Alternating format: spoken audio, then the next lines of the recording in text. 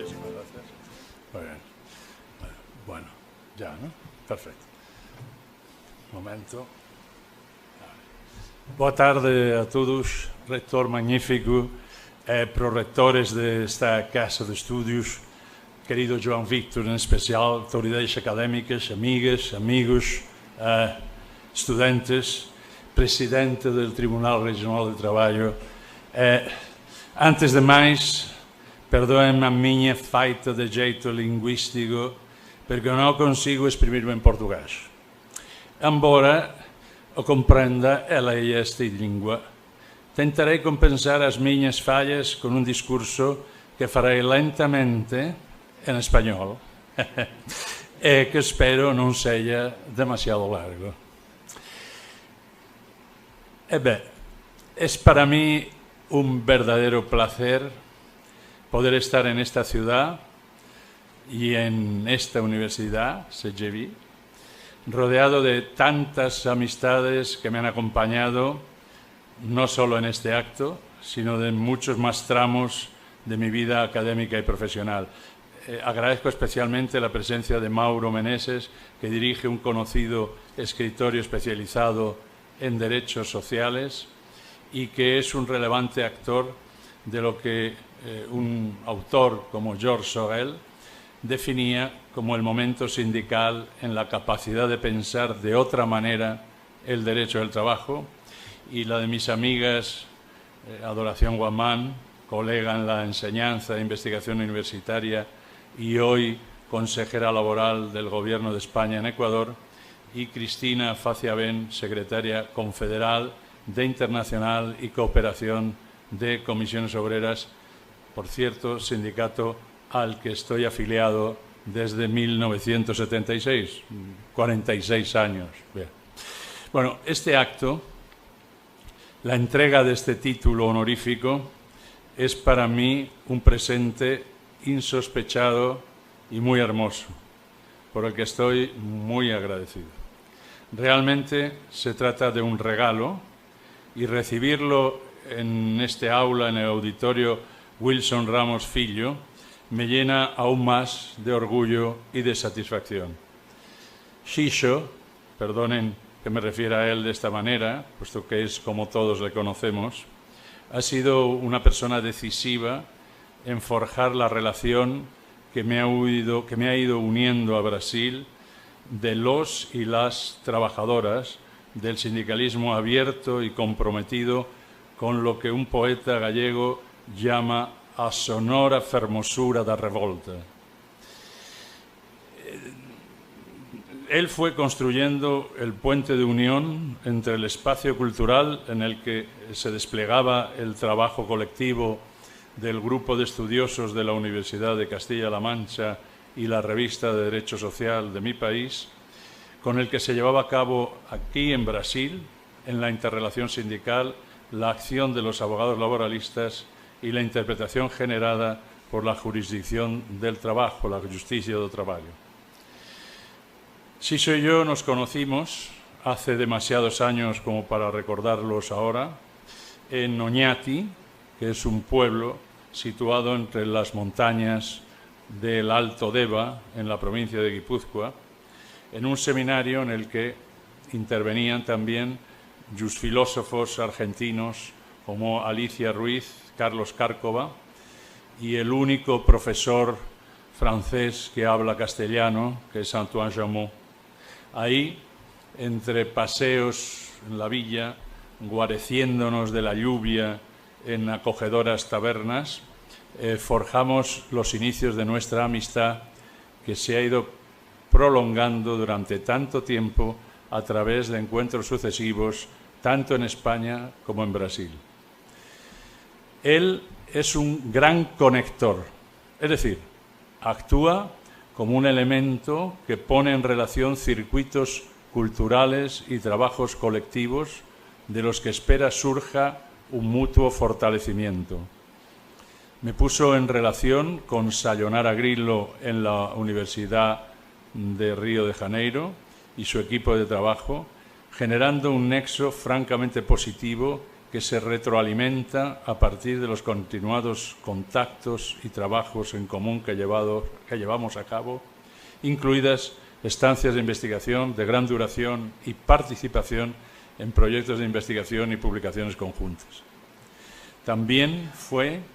Xiso quien vinculó el grupo de trabajo de la Universidad de Castilla-La Mancha, con el que dirigía en Sevilla nuestro añorado Joaquín Herrera Flores,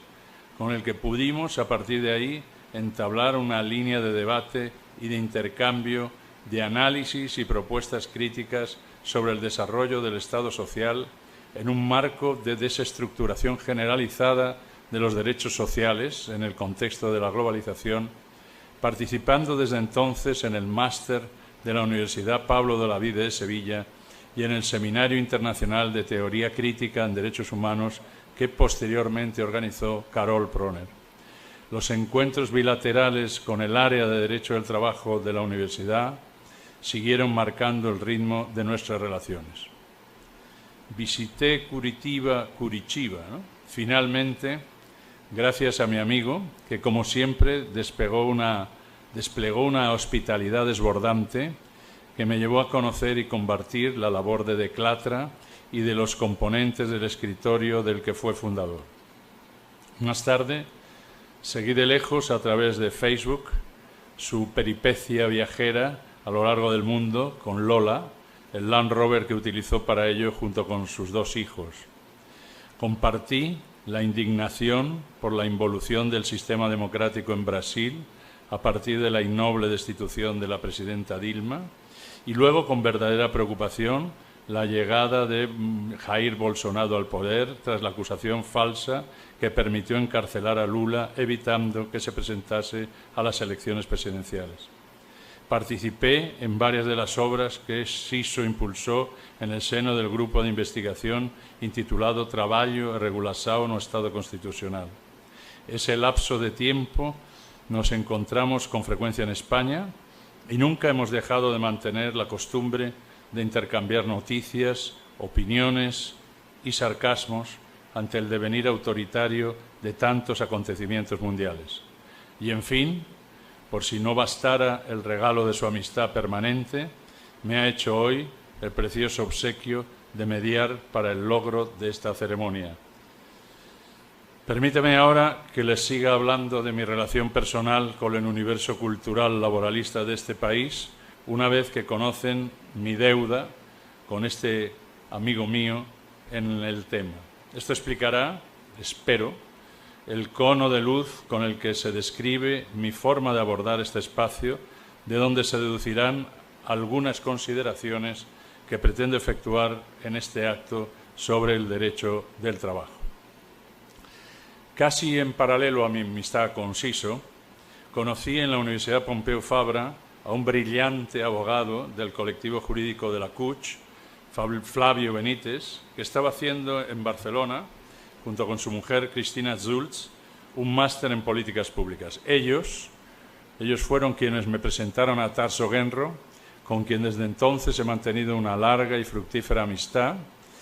a la vez de otros exponentes de la abogacía gaucha, como mis queridos Raquel Paese, Rogelio Coelho, que me permitieron participar en el digital Democracia y Mundo de Trabajo en Debate desde su creación. Flavio y Cristina, hoy asentados en Alemania, fueron quienes introdujeron al público brasileño mi obra Direito de Trabalho, Modelo para Armar, cuya traducción apareció en LTR en 1999 con un amplio estudio introductorio de Tarso Genro con un título muy esperanzador, Un futuro por armar, y constituyó el inicio de mi participación intermitente en revistas y libros colectivos de este país. Digamos que, además de ello, concebimos una revista bilingüe hispano-portuguesa bajo la dirección de Óscar Hermida, que era un gran jurista uruguayo, para intentar formar una plataforma de discusión y de análisis del derecho del trabajo a ambos lados del océano, ¿no? Y Luis Carlos Moro y Reginaldo Mellado fueron los representantes lusoparlantes en ese consejo de redacción, ¿no? La revista no tuvo existencia más allá de 5 números, porque la temprana muerte de Óscar Hermida impidió su continuidad, pero mantenemos la ilusión o la idea de alimentar una dimensión común de la doctrina laboralista progresista latinoamericana que hablara las dos grandes lenguas del sur, ¿no? A ese objetivo había cooperado también de manera muy influyente la relación que establecimos entre el área de Derecho del Trabajo de la Universidad de Castilla-La Mancha y la Asociación Nacional de Magistrados de Trabajo, ANAMATRA, en torno a un curso de doctorado en Derechos Sociales. En ello intervino directamente el magistrado Pepe Chávez a partir de un viaje por España en el que se propició el diseño de los estudios en derechos sociales como un grupo de doctorado que pudiera convalidarse según las normas vigentes en Brasil para este tipo de estudio. El acuerdo se firmó siendo presidente de ANAMATRA Grijalvo Coutinho y los grupos de doctorado se organizaron en 2 etapas de 5 semanas, cada una en 2 años consecutivos, que se desplegaban desde primeros de septiembre hasta mediados de octubre en Ciudad Real, en el Centro Latinoamericano para el Diálogo Social, ¿no? El curso de doctorado tuvo muy buena acogida entre los magistrados de trabajo brasileños desde su primera promoción en el 2004 hasta su extinción en el 2011 ante la falta de financiación y de apoyo del gobierno regional. Aunque posiblemente las cifras no sean exactas, se vinieron a defender 86 trabajos de investigación, lo que permitiría más tarde la lectura de más de 30 tesis doctorales, pero lo fundamental fue que este curso consiguió estrechar los lazos entre la magistratura de trabajo brasileña y todo el equipo de investigadores y docentes del área de Derecho del Trabajo de la Universidad de Castilla-La Mancha. Muchas de las personas que visitaron Ciudad Real como juízes de vara hoy son ya desembargadores o incluso miembros del Tribunal Superior de Trabajo y en ocasiones dirigen las escuelas judiciales de algunos tribunales regionales de trabajo. Una buena parte de ellos son doctores en Derecho por la Universidad de Castilla-La Mancha, con lo cual el diálogo cultural entre la producción científica laboralista de las dos orillas del océano está garantizado. Y finalmente, imposibilitada la vía de conexión a través de los estudios de doctorado, se abrió otra posteriormente, la de los cursos de posgrado que se organizan cada año, con la excepción de los 2 que sufrimos la pandemia, y estos cursos se organizan en Toledo, pasadas las vacaciones de invierno españolas, con una duración de 3 semanas, ¿no? Y se conciben como un territorio común de análisis para los laboralistas de toda América Latina, y la presencia de abogados y abogadas brasileñas han sido, a partir de un momento determinado, muy importante. Algunos de los amigos aquí presentes lo conocen bien porque han formado parte de ellos y en nuestras conversaciones planeamos la continuidad y la concentración de estas actividades en el inmediato futuro, dando lugar quizá a un evento específico de carácter estrictamente bilateral.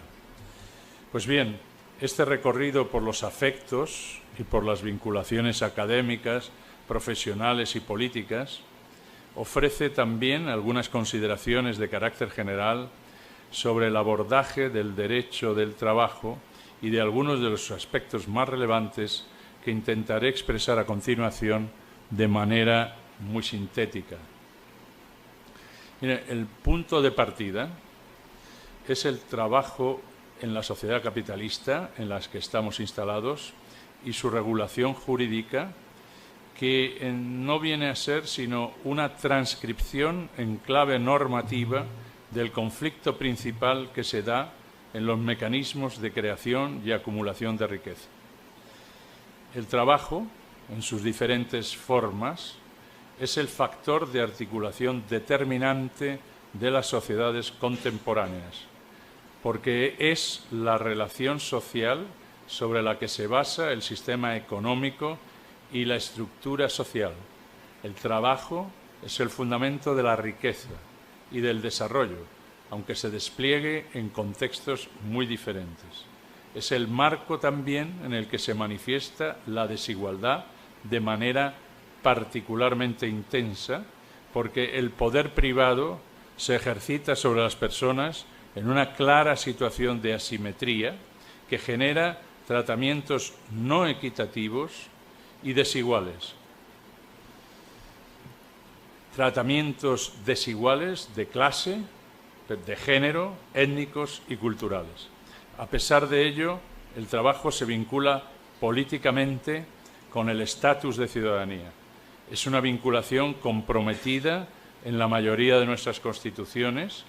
y se trata de una ciudadanía en constante evolución porque requiere el aseguramiento de un amplio espacio de sostenibilidad social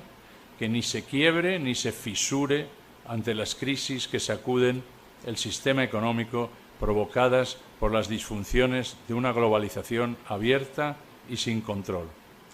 La irrupción de la pandemia ha hecho evidente lo que antes ya, con la crisis financiera del ciclo 2008-2012, se proponía desde el justlaboralismo crítico, que es imprescindible mantener un espacio público donde las necesidades de las personas no sean satisfechas en función de la capacidad de adquirir servicios o productos en función de la renta de cada una, y que este esfuerzo por la desmercantilización de las necesidades sociales y de impulso de los bienes comunes se tiene que acompañar de prácticas colectivas que reduzcan gradualmente la desigualdad en las relaciones materiales de vida y ensanchen la seguridad de las condiciones de existencia de las personas que trabajan. La palabra clave, por tanto, es democracia. Democracia significa participación de las personas que forman parte de esa agregación política que es el Estado, a título de ciudadanos del mismo, donde participan en la determinación de las políticas que lleva a cabo el Gobierno en la dirección que marcan las mayorías parlamentarias elegidas y propician el control de los poderes que las instituciones detentan. El poder requiere su contrapeso, pero no solo en el espacio de lo público. La democracia tiene que ser entendida de manera radical, extendiendo esa capacidad de control al poder privado que se ejerce en el ámbito de las relaciones laborales. Para ello sirven los instrumentos de tipo colectivo, los sindicatos como figuras centrales de la representación del trabajo dentro y fuera de los lugares donde éste se expresa y se utiliza por el titular de la organización productiva, y las formas de movilizar al conjunto de las personas que trabajan mediante la manifestación o la huelga, la greve, garantizando con la negociación colectiva las condiciones de suficiencia de salario y del uso adecuado del tiempo de vida y de trabajo, un trabajo decente y un entorno seguro y saludable dentro y fuera de la empresa. No resulta, sin embargo, nada fácil transcribir este programa utilizando los caracteres que permiten nuestros respectivos ordenamientos jurídicos. Lo cierto es que el derecho del trabajo, a partir de la década de los 80 del siglo pasado, e insistentemente tras la desaparición de la Unión Soviética en 1991, ha ido teniendo oscilaciones y declives, y en especial tanto en Europa del Sur como en mi país, a partir de la crisis financiera y de la deuda soberana, ha sido subvertido en sus valores principales, mientras economistas, empresarios y financistas pronunciaban cifras monetarias como los magos de antaño pronunciaban conjuros. Un proceso universal reiterado en tantas partes del globo que vosotros padecisteis con la reforma laboral de Temer en el 2017. Pero esta consideración negativa de los cambios inferidos al modo de articular la protección a las personas que trabajan basados en un código de medidas que se presentan como universales e inmutables, no puede, por contraposición a ello, imaginar el derecho del trabajo como un héroe homérico que duerme en su sueño de ambrosía esperando la llegada de una nueva regulación que se presenta a los mortales plenamente armada como Atenea surgiendo de la frente de Zeus. Nadie puede concebir un cambio de las circunstancias presentes en este sentido. Estamos lejos de entender que el horizonte del derecho del trabajo se ha asentado en una perspectiva ideológica y política que parte de la constatación del trabajo en esta fase post-COVID como un elemento central para la cohesión social y la construcción de la seguridad de la existencia de las personas, afirmando los derechos a un empleo estable y de calidad, a un tiempo de trabajo compatible con el tiempo libre y los cuidados, al derecho a la vida, a la salud y seguridad en un ambiente de trabajo seguro y saludable, derecho a la participación sindical y colectiva en las decisiones de la empresa, a un salario adecuado y revisable en función de las necesidades personales y familiares, a la protección frente a los estados de necesidad que afectan a todas las personas a lo largo de su vida, de forma que, liberados de la necesidad, logren la libertad real en su existencia. Por tanto, es importante alejarse de los estereotipos que consideran que la acción colectiva de reforma que sostiene las propuestas de una política del derecho que persigue definir un proyecto posible de construcción de un instrumento jurídico de liberación de la sociedad es incapaz de mantener las promesas anunciadas o que, a fin de cuentas, la democracia es vacía, aburrida o falsa, que, como sabemos, es un terreno abonado por el pensamiento conservador y alt-right en la guerra cultural que se está llevando a cabo con cierto éxito en todas partes, reivindicando la libertad en su sentido negativo como el espacio intangible de autodeterminación individual que rige frente a cualquier proyecto colectivo o común. En efecto, el trabajo es el elemento que dinamiza y explica la relevancia decisiva del espacio democrático de los derechos políticos y sociales. Su centralidad en las democracias contemporáneas es irreemplazable para cualquier proyecto de cambio que se presenta abordar. Por ello, ni puede pensarse el trabajo en términos de libertad económica. La libertad de trabajo junto con la libertad de industria y de comercio son los principios fundamentales del mercado, ni cabe reconocer el derecho al trabajo como un principio democrático básico sin que éste repose sobre un derecho del trabajo garantista. Porque conviene no perder de vista que simultáneamente a este significado político y democrático fundamental, el derecho del trabajo es una rama jurídica que se ocupa de las pequeñas cosas, como alguna divinidad poco reconocida. Organiza la vida de las personas en sus aspectos más cotidianos, sin excesiva especulación intelectual, porque de él depende el sustento de tanta gente y del modo en que se aplica puede cambiar la suerte de millones de personas. Lo que conduce, al final, a concluir